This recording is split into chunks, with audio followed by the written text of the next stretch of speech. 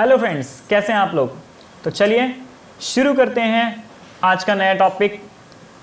Chapter है हमारा जो चल रहा है वो है complex number and quadratic equation. इससे पहले 2 पार्ट आ चुके हैं, तो होप सो आप लोग वो वीडियो ज़रूर देखें। और ये चैनल है चल पढ़ लेगा और मैं हूं विक्रांत दुबे आप सभी के सामने। तो चलिए चैप्टर में आगे के टॉपिक्स कवर करते हैं। ये है पार्ट 3। तो पार्ट 3 जिन्होंने पार्ट 1 और पार्ट 2 नहीं देखे हैं वो जल्दी से जाके उन्हें देखें, क्योंकि वो भी इंपॉर्टेंट है। ठीक है, तो लास्ट वीडियो में मैंने एक गलती कर दी थी जो मैं चाह रहा था कि मुझसे स्टूडेंट बताएं, पर शायद आप लोगों ने देखा नहीं। यहाँ पे माइनस का साइन था, तो यहाँ पे माइनस का साइन मैंने नहीं लगाया था ताकि आप लोग मुझे वो गलती बता सकें। तो आप लोगों ने नहीं बताया तो मैं बता देता हूँ। यहाँ पे लास्ट वीडियो में देखिए, यहाँ पे एक माइनस का साइन मिसिंग था, तो आप वो लगा लीजिएगा। Thank you. तो चलिए आज का नया टॉपिक है Argand plane and polar representation. सबसे पहले हम ये समझेंगे कि आर्गन प्लेन होता क्या है। आर्गन प्लेन का मतलब है एक ऐसा प्लेन, जैसे कि आपको कार्टेशियन प्लेन के बारे में याद है कि कार्टेशियन प्लेन क्या होता था। तो कार्टेशियन प्लेन बेसिकली एक प्लेन होता था जो कि एक्स एक्सिस और वाई एक्सिस से मिलकर बना होता था। बट आर्गन प्लेन एक ऐसा प्लेन है जिसमें जो एक्स एक्सिस है वो एक रियल नंबर को शो करती है, और जहां पे वाई एक्सिस एक इमेजिनरी एक्सिस को शो करती है। तो ये जो डिस्टेंस है, ये कोई पॉइंट होगा आपका, मान लीजिए ए जेड, मतलब a of imaginary number, complex number. यहां पर कोई पॉइंट ए है, इसकी जो डिस्टेंस है ओरिजिन से, that is called the R. अभी समझाएंगे कि आर क्या होता है। And this is the angle alpha, जो एक्स एक्सिस के साथ, यानी कि आपका जो रियल नंबर के साथ एक्सिस वाली के साथ जो आपका ये एंगल फॉर्म हो रहा है, दिस इज कॉल्ड अल्फा। तो आर्गन प्लेन बेसिकली एक प्लेन है जिसमें आप एक नंबर को रियल नंबर और इमेजिनरी नंबर से शो करते हैं। जैसे कि अगर मैं z की बात करूं, z is equals to 5 minus iota 6। तो रियल नंबर की एक्सिस के ऊपर आप लोग 5 ढूंढेंगे कहीं पर, ठीक है, और इमेजिनरी की एक्सिस पे -6 ढूंढेंगे। तो जहां पे वो आपको 5 यानी कि 1 2 3 4 5 5 यानी ये वाला पॉइंट, और 6 यानी कि 1 2 3 4 5 और 6 कुछ यहाँ पर आ रहा होगा। इसको जैसे आप लोग एक्सटेंड करेंगे तो ये वाला पॉइंट कहीं यहाँ पर आ रहा होगा। तो यानी कि आप लोग आर्गन प्लेन पे ये बता सकते हैं कि ये वाला पॉइंट कहीं यहाँ पर लाई करता होगा। समझ में आया। तो ये आर्गन प्लेन से आप उसकी क्वाड्रेंट को ढूंढ सकते हैं। तो बेसिकली आर्गन प्लेन आपके क्वाड्रेंट ढूंढने में बहुत हेल्पफुल होने वाला है।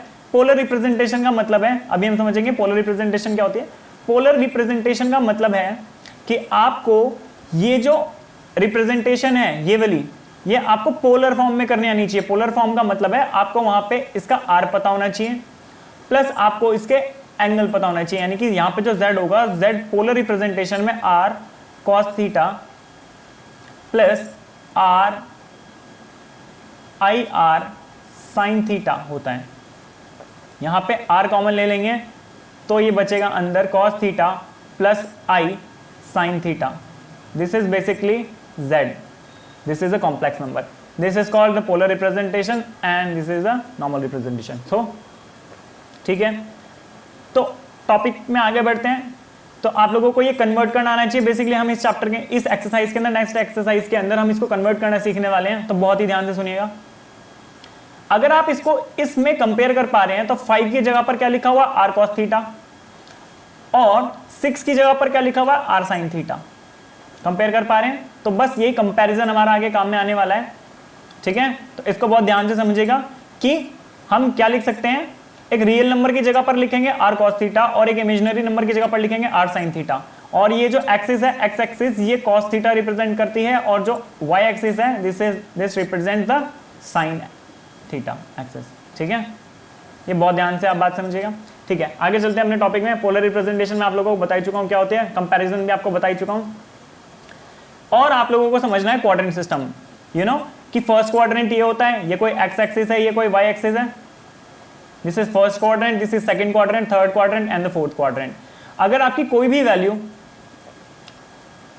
एक नंबर में आती है जिसमें ये दोनों प्लस होते हैं कि z is equal to a plus i b, तो ये आपकी फर्स्ट क्वाड्रेंट में लाई कर रही है। वेयर एज अगर आपकी कोई वैल्यू आती है -a प्लस आई बी, आप यहां पे देख पा रहे हैं कि a नेगेटिव है यानी कि x नेगेटिव है, और b पॉजिटिव है यानी कि b पॉजिटिव है, यानी कि ये सेकंड क्वाड्रेंट में होता था, याद कीजिए, इसमें दोनों पॉजिटिव हैं, तो ये फर्स्ट क्वाड्रेंट में होता है। इसमें देखिएगा दोनों नेगेटिव होंगे, यानी कि माइनस ए माइनस आई बी, तो दिस इज नेगेटिव नेगेटिव, ये थर्ड क्वाड्रेंट में, and this is your positive negative. Means यहाँ पे जो आपकी z होगी वो कैसी वैल्यू होगी, a माइनस आई बी। ठीक है, तो चलिए सबसे पहले तो हम इसको देख के पता लगा सकते हैं कि ये थर्ड क्वाड्रेंट में लाई करेगा, पर थर्ड क्वाड्रेंट में हम ये समझेंगे सबसे पहले मॉड्यूलस क्या होता है और आर्ग्यूमेंट क्या होता है। मॉड्यूलस का मतलब होता है वो डिस्टेंस, मॉड्यूलस का मतलब मैंने आपको बताया था, ये जो r है this is called the modulus, यानी कि r की वैल्यू फाइंड करना कि वो कितनी दूरी पर है ओरिजिन से, this is called the r। और मॉड्यूलस वो एंगल होता है जो कि x एक्सिस के साथ बन रहा होता है। ठीक है, तो ये बात समझ में आ गई। मॉड्यूलस और आर्गुमेंट क्या है, मॉड्यूलस को फाइंड करने का तरीका क्या है, मॉड्यूलस r कैसे फाइंड करेंगे, तो सबसे पहले इसको फॉर्मूले की फॉर्म में लिखेंगे, r cos theta plus iota r sin theta. If we compare तो हम यहाँ पे क्या देखेंगे कि r cos theta equal to किसके है, -1 के है, दिस इज इक्वेशन 1। और इक्वेशन 2 में देखेंगे तो क्या आएगा, r sin थीटा किसके इक्वल है, -√3 के। ठीक है, दिस इज इक्वेशन नंबर 2। क्या करना है, स्क्वायरिंग एंड एडिंग। क्या करेंगे, squaring and adding equation 1 and 2। फटाफट से ऐड करेंगे, तो यहां पे जब इसका स्क्वायर करेंगे तो ये आएगा r square cos square theta, plus इसका स्क्वायर करेंगे तो आएगा r square sine square theta. Right hand side में आया -1 का स्क्वायर 1 होता है, और √3 का स्क्वायर आप लोगों को पता ही -√3 का हो जाएगा +3। तो फटाफट से इनको ऐड करेंगे तो यहाँ पे आप देखेंगे कि r square cos square theta plus sine square theta, यहाँ पे क्या हो जाएगा, साइन स्क्वायर थीटा आपका यहाँ पे हो जाएगा, फटाफट से बताइए, बहुत ही बढ़िया, दिस इज इक्वल्स टू 1, तो r square is equals to 4। It means जो r की वैल्यू होगी वो होगी क्या, ±√4। It means r equals to आ गया आपका +-2। बट आपकी r की वैल्यू हमेशा 0 से बड़ी होनी चाहिए, एक कंडीशन और है r के लिए, तो यानी कि यहाँ पे r सिर्फ 2 आएगा। बहुत ध्यान से समझिएगा, r सिर्फ 0 से बढ़ा सकता है क्योंकि एक डिस्टेंस है ओरिजिन से, तो आपको पता है कि distance is always a positive quantity not a negative. तो r फाइंड करना समझ में आया बच्चों। अब आर्ग्यूमेंट निकालना सीखेंगे, ये तो था मॉड्यूलस, मॉड्यूलस इज r, तो r निकालना आ गया। अब देखेंगे आर्ग्यूमेंट कैसे फाइंड होता है। आर्ग्यूमेंट फाइंड करने के लिए क्या चाहिए, आपके पास r की वैल्यू है, इक्वेशन 1 में रखी है, ठीक है, तो put value of r in equation 1 and equation 2। तो फटाफट से वैल्यू रखेंगे, तो मेरे पास क्या वैल्यू है, r cos theta equals to कितना, -1, और आया है r sin theta equal to में -√3। बच्चों इसको सॉल्व करने से पहले आपको एक बात और पता होनी चाहिए, क्या, फर्स्ट क्वाड्रेंट में अगर कोई भी वैल्यू आती है, फर्स्ट क्वाड्रेंट में अगर आपकी कोई भी वैल्यू आती है, ठीक है, तो यहां पे जो साइन होते हैं, साइन कॉस टेन, मतलब सारे ऑल ट्रिग्नोमेट्रिक रेशियोज, बेसिकली क्या कहेंगे, ऑल ट्रिग्नोमेट्रिक रेशियोज वो क्या होते हैं, पॉजिटिव होते हैं। ठीक है, सेकंड क्वाड्रेंट में ये आप लोग ट्रिग्नोमेट्रिक चैप्टर में पढ़ के आए होंगे, ठीक है, और सेकंड क्वाड्रेंट में जितने भी नंबर होते हैं इसमें सिर्फ आपका साइन और साइन का रेसिप्रोकल, यानी कि साइन का रेसिप्रोकल क्या होता है बच्चों, इस क्वाड्रेंट में आपका साइन अल्फा प्लस साइन का रेसिप्रोकल यानी कि कोसेक अल्फा, सिर्फ ये पॉजिटिव होंगे, बाकी रेस्ट सब नेगेटिव होंगे। इस क्वाड्रेंट में tan अल्फा और tan का रेसिप्रोकल यानी कि क्या, कॉट अल्फा, सिर्फ ये पॉजिटिव होंगे, रेस्ट सब नेगेटिव। और फोर्थ क्वाड्रेंट में आपके बचे हुए दो कौन से बच गए, बिल्कुल सही, cos alpha and sec alpha, सिर्फ ये पॉजिटिव होंगे, रेस्ट आर नेगेटिव। ठीक है, अगर आपकी फर्स्ट क्वाड्रेंट में ऐसी सिचुएशन है तो फर्स्ट क्वाड्रेंट में ध्यान से सुनिएगा, फर्स्ट क्वाड्रेंट में जो भी वैल्यू होगी वो होगी अल्फा, सेकंड क्वाड्रेंट में जो भी वैल्यू आपकी आएगी वो होगी पाई माइनस अल्फा, ये याद कर लीजिए आप। थर्ड क्वाड्रेंट में जो वैल्यू आएगी वो सेकंड क्वाड्रेंट के जस्ट अपोजिट होगी, यानी कि माइनस पाई माइनस अल्फा, और फोर्थ क्वाड्रेंट में जो वैल्यू होगी वो होगी माइनस अल्फा। देखिए ये इसका क्या है, जस्ट नेगेटिव है, नीचे वाला क्या है थर्ड क्वाड्रेंट का, सेकंड वाले का जस्ट नेगेटिव है, दिख रहा है, एक माइनस का साइन आ गया कॉमन दोनों में बाहर, ठीक है। तो ये बहुत ध्यान से समझिएगा। अभी है क्या, बेसिकली ये एंगल्स हैं, ठीक है। साइन की वैल्यू, अब देखिए कॉस की वैल्यू आप ऐसे ही पता लगा सकते हैं, कॉस की वैल्यू आर यहाँ पे डालिए, आर की वैल्यू क्या थी, शाबाश, तो कॉस थीटा इक्वल टू किसके हो गया, -1/2, और साइन थीटा हो गया, साइन थीटा इज -3/2। अब आइए बताइए साइन और कॉस की वैल्यू कौन से क्वाड्रेंट में नेगेटिव होती है, शाबाश, बिल्कुल सही पहचाना, थर्ड क्वाड्रेंट में। और आप देखिए कि ये आ भी कहाँ रहा था क्वेश्चन, थर्ड क्वाड्रेंट, हमने तो पहले ही बता दिया था कि थर्ड क्वाड्रेंट की बात होने वाली है, ठीक है। तो थर्ड क्वाड्रेंट में नेगेटिव। अब एक बात बताइए, थर्ड क्वाड्रेंट में, अच्छा हाँ, आप लोगों को रेडियन निकालने आती है, मतलब degree to radian. Degree to radian के लिए बहुत ध्यान से सुनिएगा, डिग्री टू रेडियन का फॉर्मूला होता है जो भी आपका एंगल है, ठीक है, तो एंगल मल्टीप्लाइड बाय π/180, ठीक है। तो यहाँ पे ये 1/2 किसकी वैल्यू होती है कॉस में, कॉस 1/2 किसकी वैल्यू होती है, बिल्कुल सही का 60 की। तो यहाँ पे क्या आ गया कॉस 60, तो 60 को फटाफट से रेडियन में निकालेंगे तो क्या आ जाएगा π/180, फटाफट से मल्टीप्लाई करेंगे, क्या आ गया π/3। तो यानी कि यहाँ पे हो गया थीटा की वैल्यू क्या आ गई, थीटा इक्वल टू π/3, ठीक है। बट π/3 नहीं होगी, कौन से क्वाड्रेंट की बात थी, इस वाले क्वाड्रेंट की, तो π/3 नहीं होगी, क्या होगी, बहुत ध्यान से सुनेंगे, ये π/3 नहीं होगी, क्या होगी, अल्फा। अभी तो अल्फा पता चला आपको, जो थीटा है, theta is here the alpha. तो यहाँ पे आपको ये पता चला अल्फा, कि अल्फा की वैल्यू कितनी है, अल्फा की वैल्यू है π/3। तो आप क्या करेंगे, अब यहाँ पे फटाफट से फॉर्मूला डालिए, तो आप जैसे ही इसको पुट करेंगे तो यहाँ पे आएगा -π, और अल्फा की वैल्यू क्या आई थी, π/3, दिस इज योर थीटा। यहाँ से भी आप निकालेंगे तो सेम आंसर आएगा, फटाफट से थीटा की वैल्यू निकालेंगे सेम। ये आपकी वैल्यू किस में होती है, माइनस ये √3/2, शाबाश, 60 पे, तो 60 का मतलब यानी फिर से π/3, तो फॉर्मूला क्या था, -π/3। फटाफट से इसको सॉल्व करेंगे बच्चों, तो थीटा कितना आया, थीटा इज योर आर्ग्यूमेंट, तो थीटा कितना आया 3π - π, तो यानी कि 2π, यानी -2π/3, और यहाँ पे भी थीटा क्या है, -2π/3। तो in this question your modulus is कितना है, modulus is equals to 2 and argument is equal to what, -2π/3। बहुत सही। अब फटाफट से जल्दी से अगले क्वेश्चन भी कर लेंगे। Convert the complex number in polar form. अगर आपको आर और थीटा फाइंड करना आता है तो आप लोगों को फटाफट पोलर फॉर्म में भी कोई प्रॉब्लम नहीं होनी चाहिए, तो फटाफट से इसके लिए पोलर फॉर्म भी देख लेंगे, ठीक है बच्चों। पोलर फॉर्म अगर इसके देखेंगे तो शाबाश, जल्दी से करेंगे। z इक्वल्स टू क्या आया है आपका, -1 + आयोटा, ठीक है। तो z की फॉर्मूला क्या होता था, क्या होता है, शाबाश, जल्दी से बताएंगे। z का फॉर्मूला होता है r cos theta plus iota r sin theta, और हमें इसमें क्या पता है आगे, शाबाश, बहुत तेजी में, बहुत बढ़िया।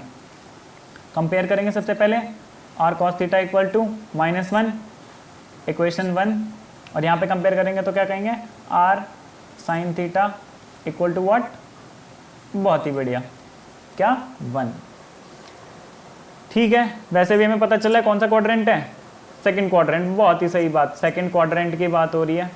सेकंड क्वाड्रेंट में साइन पॉजिटिव होता है, बाकी सब नेगेटिव, यही आ रही थी बात, साइन पॉजिटिव होता है और साइन का रेसिप्रोकल, तो ठीक है। दोनों को स्क्वायरिंग करेंगे और ऐड करेंगे, स्क्वायरिंग एंड एडिंग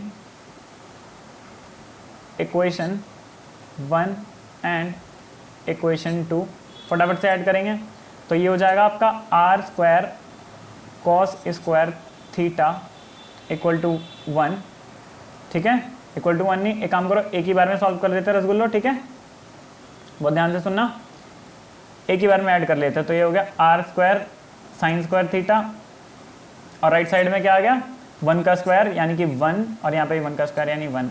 तो r जब सॉल्व करोगे बच्चों इसको कॉमन लेके, तो r² ये 1 हो जाएगा, इक्वल टू 2 हो गया, तो r की वैल्यू आ गई कितनी, √2, पता है ना क्यों?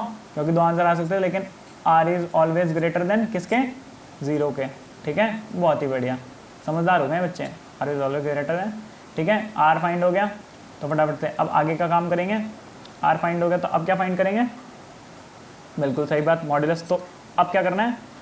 Put value of r in equation 1 and 2।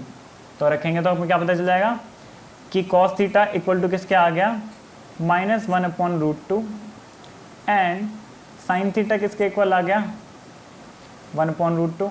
और वी कैन से दैट कि थीटा कितना हो गया? 45। लेकिन 45 नहीं, क्या रखना है? 45। अब फटाफट से ध्यान देंगे, यहाँ पे आर्ग्यूमेंट निकालना ही मुश्किल काम होता है बच्चों के लिए, तो ध्यान रखना, आर्ग्यूमेंट को बहुत ध्यान से समझना है। मुझे पता है 1/√2 किसकी वैल्यू होती है, बस ये बताओ। ठीक है, 1/√2 वैल्यू होती है 45 की। ठीक है, साइन 45। अब 45 को क्या बताया था? डिग्री को रेडियन में कन्वर्ट करने के लिए क्या करते हैं? π/180 से मल्टीप्लाई कर दो। जब π/180 से इसको मल्टीप्लाई करोगे तो π/4 आया। ठीक है, ये साइड में करना है सब वर्क। अब π/4 आया, लेकिन सेकंड क्वाड्रेंट में याद करो फॉर्मूला क्या था रसगुल्लो? सेकंड क्वाड्रेंट में फॉर्मूला था ये, यानी कि पाई माइनस अल्फा। और यहाँ पे जो आपका ये आया है ना, ये अल्फा आया है। ठीक है, तो फॉर्मूला क्या बन गया? पाई माइनस π/4। सॉल्व कर डालो फटाफट से, तो क्या आ गया? Theta equal to pi minus π/4। So theta is equal to your 3π/4। ठीक है, तो यहाँ पे भी ऐसे सॉल्व करोगे तो सेम आंसर आएगा 3π/4। हमेशा ये सेम रहता है। ठीक है, तो अगर मैं z को फाइनली आंसर दूं तो मैं क्या देख पाऊंगा कि मेरा जो z है वो क्या आंसर में आ रहा है? फटाफट से देखेंगे कि z पोलर रिप्रेजेंटेशन में r की वैल्यू आई √2। ठीक है, फिर तक cos थीटा की वैल्यू कितनी आई? 3π/4 plus iota sine 3π/4। This is our final answer, this is a polar representation. ठीक है, बताया था ना पोलर रिप्रेजेंटेशन ऐसे करते हैं। ठीक है, here this is the r which is modulus and this is an argument which is theta. ठीक है, बहुत ही बढ़िया। तो चलिए इसका लास्ट क्वेश्चन फटाफट से ध्यान से देखेंगे, बहुत ध्यान से। Again z equals to -1 minus iota √3 और z इक्वल टू कंपेयर करने के लिए क्या लिख लेंगे? r cos theta plus r sin theta. ठीक है, अब फटाफट से यहाँ से कंपेयर कर लेंगे कि r cos theta equal to किसके आ गया? -1 के, विच इज इक्वेशन 1, और r sin थीटा किसके इक्वल आ गया? -√3 के। बहुत ही बढ़िया। थर्ड क्वाड्रेंट है, सबसे पहले ये दिख रहा है। सबसे पहले बच्चों क्वाड्रेंट ढूंढा करो, क्योंकि अब आंसर पता रहेंगे। थर्ड क्वाड्रेंट है, थर्ड क्वाड्रेंट है, तो एक बात तो पता चल गई, फॉर्मूला कौन सा लगना है? माइनस पाई माइनस अल्फा वाला फॉर्मूला लगना है। ठीक है, ठीक है, आर्ग्यूमेंट फाइंड करते टाइम आर्ग्यूमेंट यहीं से पता चल जाता है कि कौन सा फॉर्मूला लगना है। ठीक है, ठीक है, तो अब क्या करेंगे? फिर से स्क्वायरिंग एंड एडिंग किसको? बहुत ही बढ़िया, इक्वेशन 1 एंड इक्वेशन 2। बहुत बढ़िया, तो फटाफट से करेंगे। तो फिर से सॉल्व कर दो एक ही बारी में कि r cos square theta plus sine square theta equals to कितना आ गया? शाबाश, कितना आ गया? 1 + 3। ठीक है, बहुत बढ़िया। तो r किसके इक्वल आ गया? 2 के इक्वल आ गया, क्योंकि r is always greater than. थोड़ा शॉर्ट में कर दिया है, देख लेना इसको सॉल्व करके। ठीक है, तो क्या आ गया? मॉड्यूलस तो आ गया, बहुत सही बात। लेकिन अब क्या फाइंड करना? फटाफट से आर्गुमेंट, आर्गुमेंट फाइंड करेंगे। Put r in equation 1 and equation 2। तो फटाफट से पुट कर दिया, तो r की वैल्यू क्या देखने को मिल रही है? मतलब r की नहीं, आप ढूंढिए फटाफट से। cos थीटा इक्वल टू किसके आ गया?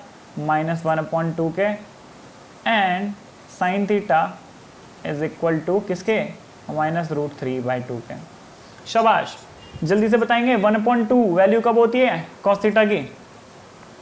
कॉस थीटा की वैल्यू 1/2 कब होती है, बस आपको ये ढूंढना है। तो फिर से साइड में आएंगे, ठीक है, एक टेबल बनाएंगे अपनी वही रफ। सबसे पहले 1/2, तो कॉस 1/2 आपका होता है किस पे, 60 पे, तो यानी कि 60 मल्टीप्लाइड बाय पाई बाय 180, तो 60 तो कितना आ गया, π/3। लेकिन मैंने क्या बताया था, π/3 तो अल्फा आया है यहाँ पे, ठीक है। ये जो आप साइड में फॉर्म कर रहे हो आपको ये पता चलेगा this is alpha, this is your alpha π/3, ठीक है। लेकिन आपको क्या फाइंड करना था, आपको ये फाइंड करना है थर्ड क्वाड्रेंट में, यानी कि हो गया -π/3, ठीक है। तो यहाँ पे फटाफट से लीजिए, थीटा इक्वल टू क्या आ गया आपका, -π/3। तो फटाफट से इसको सॉल्व कीजिए, तो थीटा कितना आ जाएगा, ये आ जाएगा आपका 2π/3, ठीक है। और यहाँ पे भी सेम आएगी वैल्यू जब आप फाइंड करेंगे, -2π/3। तो अगर मैं इसकी पोलर रिप्रेजेंटेशन लिखूं तो फटाफट से देखेंगे, पोलर रिप्रेजेंटेशन लिखने का तरीका z equal to r, r की वैल्यू यहाँ पे क्या है फटाफट से 2 plus cos -2π/3 plus iota sine -2π/3। This is a solution. I hope so बच्चों समझ में आया होगा। कोई प्रॉब्लम हो तो कमेंट करेंगे सेक्शन के अंदर, ठीक है। और अगर आपको ये वीडियो पसंद आई है तो क्या करेंगे, चैनल को सब्सक्राइब करेंगे, वीडियो को लाइक करेंगे और वीडियो को शेयर भी करेंगे ताकि ज्यादा से ज्यादा बच्चे इससे पढ़ सकें, ठीक है। तो ठीक है दोस्तों, मिलते हैं अगली वीडियो में। अगली वीडियो में आपको और अच्छे तरीके से समझाने की कोशिश की जाएगी कि और बढ़िया से टॉपिक और अच्छे तरीके से। आप लोगों को ये वीडियो बहुत ध्यान से देखिएगा, आपको सारे डाउट क्लियर हो जाएंगे, क्योंकि मैंने इसके अंदर कोई डाउट के लायक कोई आपको चीज छोड़ी नहीं है। तो थैंक यू दोस्तों, मिलते हैं नेक्स्ट वीडियो के साथ जल्दी। Bye bye.